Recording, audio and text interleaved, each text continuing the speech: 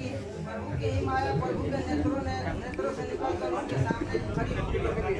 प्रभु ने अपने कमल धीरे धीरे खोले और अपने ही जोग माया को सामने देख प्रभु को पीड़ा करने की इच्छा हुई। प्रभु ने जोग माया को अपने ब्रह्म स्वरूप के साथ रहकर सृष्टि की रचना में सहायक रूप होने के लिए आज्ञा दी।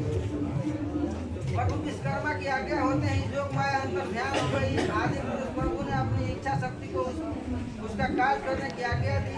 इच्छा शक्ति ने अपने स्वामी की आज्ञा मिलते ही प्रभु की शक्तियों का आश्रय लिया। इस तरह सच्चित आनंद स्वरूप ब्रह्म की नाभि में से हजारों पंखुड़ियों वाला एक कमल उत्पन्न हुआ। इस कमल में प्रभु स्वयं जोग माया का आश्रय लेकर सत्व गुण के संयोग से ब्रह्म स्वरूप में प्रकट हुए। उस समय ब्रह्मा जी उत्पन्न होते ही चारों तरफ देखकर बोले, मैं कौन हूँ, मैं कहाँ से आया हूँ? यदि मेरा अस्तित्व सत्य है मुझे और इस कमल को उत्पन्न करने वाला किसी अन्य अस्तित्व को जरूर होना चाहिए। चारों ओर जल और ऊपर आकाश है, परंतु बिना किसी आधार के यह कमल जल में नहीं रह सकता। इसका आधार निश्चित रूप से होना चाहिए। यही सोचकर ब्रह्मा जी हजारों साल तक कमल की डाल में घूमते रहे, परंतु उस समय उस कमल का कोई आदि अंत नहीं मिला। तब थककर सिर से कमल के ऊपर आकर बैठ गए। उसी समय ब्रह्मा जी को एक आकाशवाणी हुई, हे ब्राह्मण, आप सबका आश्रय लो। ब्रह्मा जी उसी दिशा की ओर देखने लगे जिस ओर से आकाशवाणी आई थी। उसी समय एक चमत्कार हुआ। जैसे ही ब्रह्मा जी ने उस दिशा की ओर मुख किया, वैसे ही उनका एक नया मुख उत्पन्न हो गया। इस तरह चार बार चारों दिशाओं में तपस्या की आज्ञा मिली और उन्होंने 4 बार भिन्न भिन्न दिशाओं में घुमाया। इससे उन्हें 4 मुख प्राप्त हुए। 5 मुख वाले ब्रह्मा जी ने कई वर्षों तक तप किया। उनकी तपस्या से प्रसन्न होकर प्रभु ने उनकी जीभ से सरस्वती जी को प्रकट किया। फिर आकाश से आश्रय से आवाज आई, जैसा गुण उत्पन्न हुआ और ब्रह्मा जी की नाभि से आकाश के आश्रय से नाद के संयोग द्वारा नाद ब्रह्म प्रकट हुआ। यही नाद ब्रह्म प्रणव है, ओंकार है। 4 मुख से 4 वेद निकले, परंतु 5वां मुख से मलिन वाणी प्रकट हुई। ऐसा होने से प्रभु ने 5वां मुख नष्ट कर दिया। इसके पश्चात प्रभु जी ने ब्रह्मा जी को सृष्टि रचने की आज्ञा दी। ब्रह्मा जी ने प्रभु की आज्ञा पाकर सृष्टि का निर्माण आरंभ करना शुरू कर दिया, परंतु ब्रह्मा जी को चारों तरफ नजर घुमाने पर केवल जल और आकाश ही दिखाई दिया। प्रभु ने उनके मन की चिंता जानकर उसी समय पृथ्वी की उत्पत्ति की और उसके साथ ही उसका गंध भी पैदा हुआ, जिससे ब्रह्मा जी का मन अति प्रसन्न हुआ। फिर उसी से पृथ्वी और आकाश से वायु की उत्पत्ति हुई। इस प्रकार जल, पृथ्वी, आकाश, वायु और तेज के संयोग से ब्रह्मा जी ने सारे विश्व की रचना की।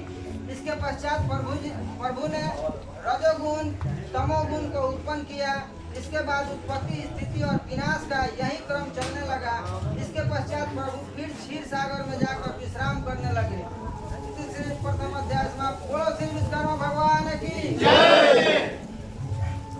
ऋषिगण बोले, हे सूर्य, देवताओं और मनुष्य आदि से पूर्ण जल थल संपूर्ण विश्व की रचना ब्रह्मा जी ने जिस प्रकार की, उसे कृपया कर आप हमें बताएं। सूर्य जी बोले, हे ऋषियों, प्रभु की लीलाओं का श्रवण करने से मनुष्य निश्चय ही जन्म मरण के बंधनों से मुक्त हो जाता है। अब मैं आप लोगों से इस सृष्टि की रचना के बारे में बताता हूँ, सुने। सृष्टि निर्माण का कार्य आरंभ करने के लिए सबसे पहले ब्रह्मा जी ने जल में एक अंडा स्थापित किया। उसी अंडे से ब्रह्मांड की उत्पत्ति हुई, परंतु ब्रह्मा जी को यह चिंता होने लगी कि इस ब्रह्मांड को कहाँ पर स्थापित किया जाए। तब ब्रह्मा जी ने प्रभु विश्वकर्मा की स्तुति की। उस समय प्रभु विश्वकर्मा ने प्रकट होकर ब्रह्मा जी को ब्रह्मांड को स्थित करने का उपाय बताया। उनके द्वारा बताए हुए सुझाव के अनुसार उन्होंने 8 दिशाओं में करोड़ों हाथियों के बल वाले 8 हाथी रख दिए। वे हाथी अपनी सुरों की सहायता से पृथ्वी को टिका कर रखने लगे। इस तरह हुआ ब्रह्मांड क्षण भर को स्थिर रहने लगा, परंतु कभी कभी हाथियों के हिलने के कारण पृथ्वी दंडाओल हो जाती थी। इसे देखकर प्रभु ने पृथ्वी पर मेरु पर्वत रखवा दिया, जिससे पृथ्वी स्थिर हो गई। बोलो विश्वकर्मा भगवान की जय। प्रभु की आज्ञा से ब्रह्मा जी ने इस ब्रह्मांड को 14 भाग में बांट दिया। नीचे के 7 भागों में 7 पताल के नाम दिए, अतल, वितल, सुतल, महातल, तलातल, रसातल तथा पताल। ऊपर के 7 लोकों के नाम इस प्रकार है: दूरलोक, भूअरलोक, स्वर्गलोक, महालोक, जनलोक, तपलोक तथा सत्यलोक। ब्रह्मांड की रचना के बाद ब्रह्मा जी ने 7 पतालों में नाग, राक्षस, यक्ष,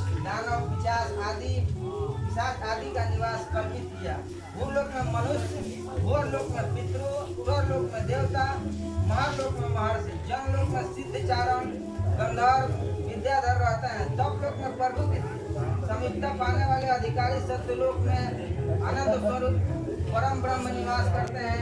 इसके पश्चात ब्रह्मा जी ने सृष्टि का सर्जन किया।